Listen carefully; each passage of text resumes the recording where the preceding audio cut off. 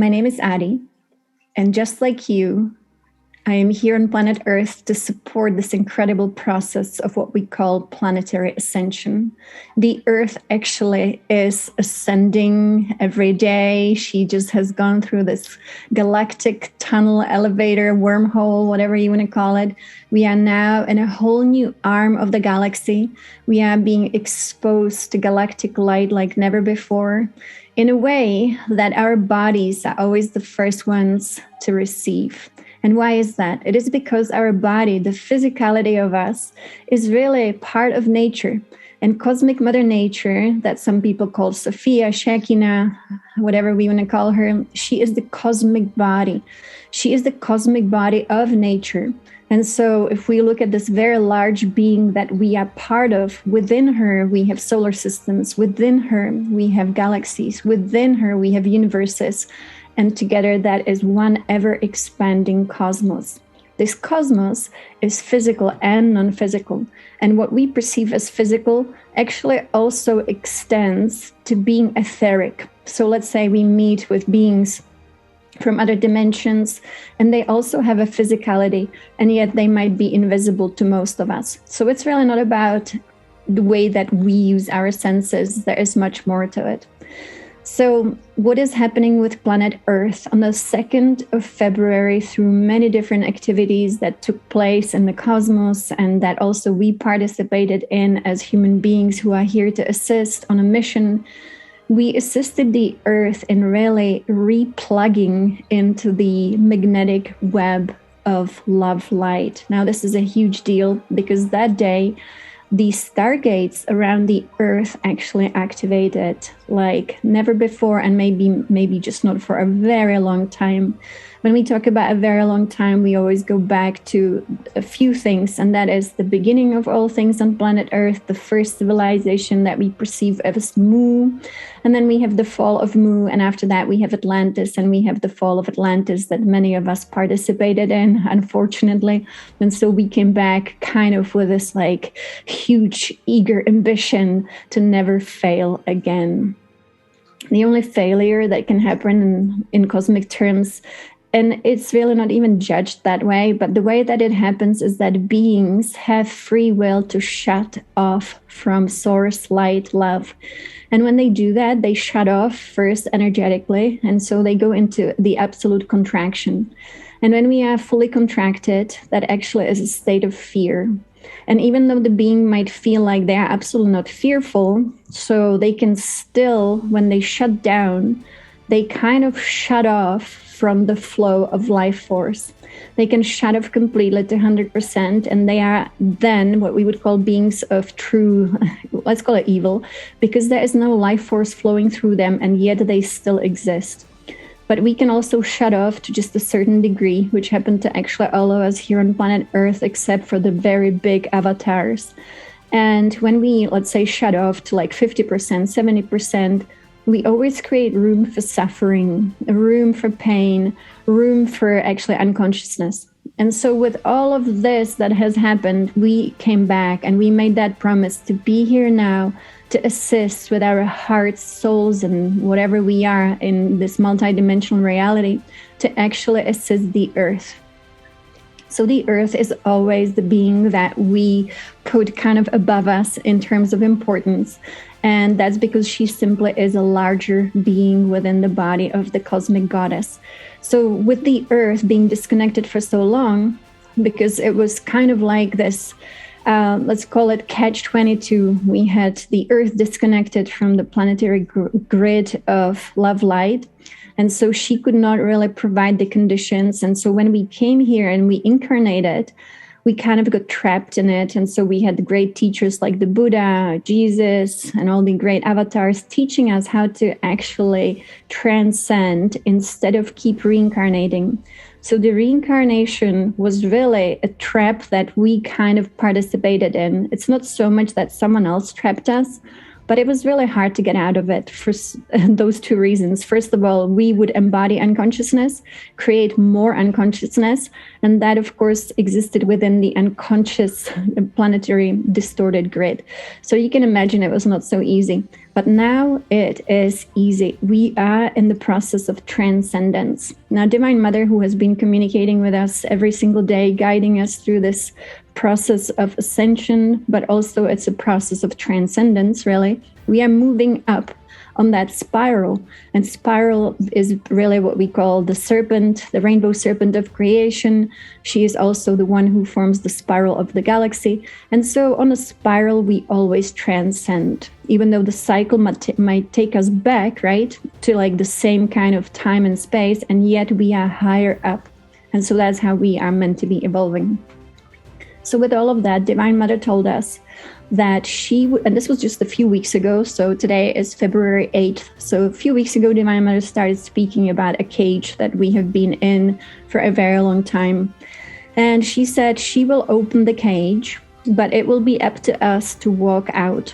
And she was giving us an example of a bird who has been living in a cage for a very long time, but when you open the cage door, the bird might not even notice that now the bird can fly. And so she said that's exactly what's going to happen to us. So I want to announce that the doors and gates have been opened, and that is up to us now to walk out. So every day we have been working with our divine self, which is the most important work we can actually do to show up fully in our true potential, maybe our highest potential. We all have the super high potential to be the magicians, to be the alchemists, to be truly the transformers of, life force on planet Earth, to create what we call the new Earth. And so we have this amazing multidimensional gifts, and it's just about remembering who we truly are. And we found that the easiest way to remember who we truly are and what our highest potential, the most multidimensional potential is by connecting to our divine self. Our divine self is kind of like a being within us that got downloaded back into us in 2020 in August, and now has been expanding its presence. Divine self is not really she or he, it is it. It is this multidimensional structure of rainbow light and geometries. And with this being inside of us now, we are actually ignited from within. We are being transformed from within, not only physically, but also non-physically. The physical part is the part of the nature. So we know the physical body is part of cosmic nature. The body is of the earth. And that's why the body is the first one to understand these changes. And so if we are still doing things to our body that are not so beneficial, and we all know what that would be, then the body cannot fully communicate with our, what we call intelligence. And yet when we attune the body to be this amazing cosmic tool, the body will tell us exactly which way to go and what the highest potential is in the body. And so Divine Mother, as she said, she would open the gate. And so she opened the gate. And now how do we walk out? So when we sit down with our divine self, that beautiful light within us that can communicate with us now so openly, as long as we ask and listen. So it's about definitely a process. So I would suggest sitting down every day. And when you have any questions, any decision to make, just to simply sit down and ask your divine self to connect with you fully and to get a sign that you are connected. And the sign can be a sensation, it can be a feeling, it can be also seeing. And so for me, it has been seeing first like golden orbs in the third eye, and then it kind of transformed through the work that we have done, and it is blue light coming out of the chest. So seeing kind of like the divine light emanating. So whatever it is, it's going to be the right thing for you. So I sat down after the cage has been opened, and I was like, so how do we walk out? And Divine Mother had a great really tool for us and a journey out. So I think this is actually the most important teaching we have ever received from Divine Mother. So she compared our world to kind of like so when you have the yin and yang, and you would take, and this is not exactly accurate because it could be misleading what I'm saying, but I want to just use a few things that we might understand.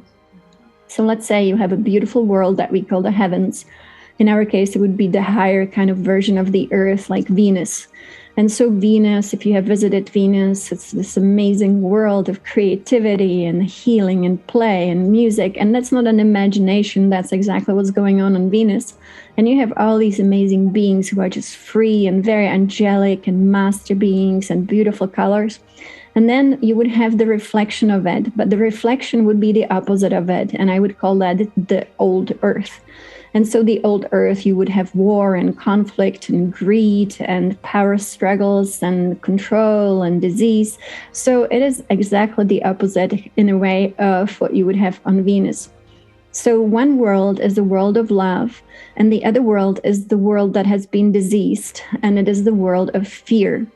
So in terms of cosmic creation, we had a virus enter the earth in the past.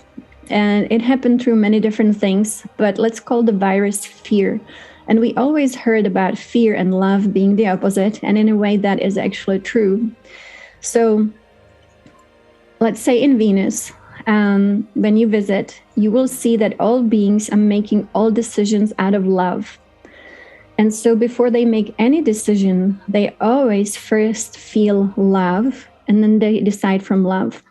Now, on planet Earth, many decisions have been made out of fear, and it could be very simple things like lying to someone. Why do people lie? They lie out of fear. Why do we have jobs we don't like? We do that out of fear.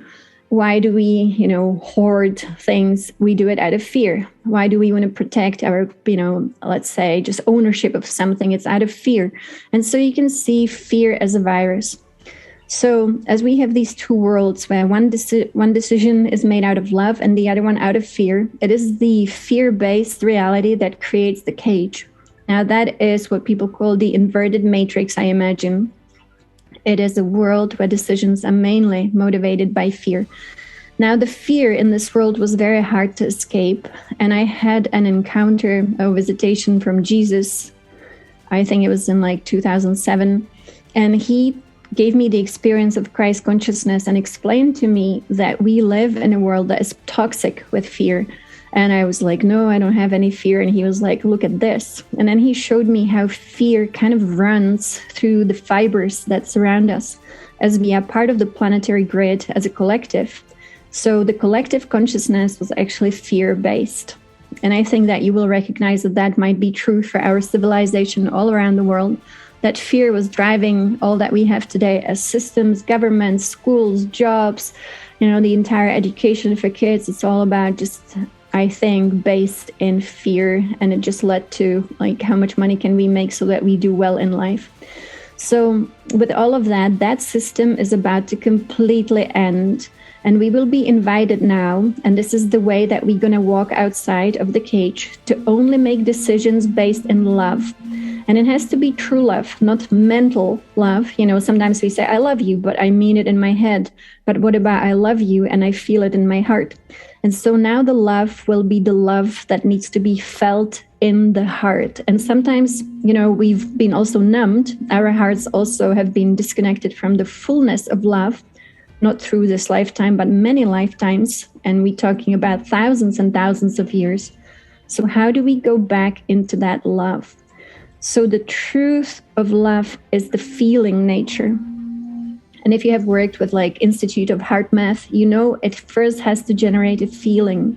So how do we generate the feeling and then make a decision? So again, Heart Math has a great method for this. It is when you first focus on that which you love and something that you love so fully. Let's say you fully love your child, you fully love your husband, wife, you fully love Mother Nature, you fully love your pet. Whatever it is that you love, that has to be the feeling nature. Once we enter into the feeling nature, which feels like expansion, we can make the decision out of love. And so Divine Mother said this should be very easy because everyone knows how to make decisions out of love if they want to. And so we will choose to. She showed me how this will create a rainbow bridge to what we call the new earth, to what we call freedom, to what we call our own sovereign state of being. So it's very simple. And yet I think that it's also quite hard because we're so used to trying to make also decisions that we call logical and reasonable out of fear. And so together, we'll have to really do what Divine Mother always teaches us to do, and that is to relax, to let go, to trust, and surrender. So thank you, and let's journey and journey well.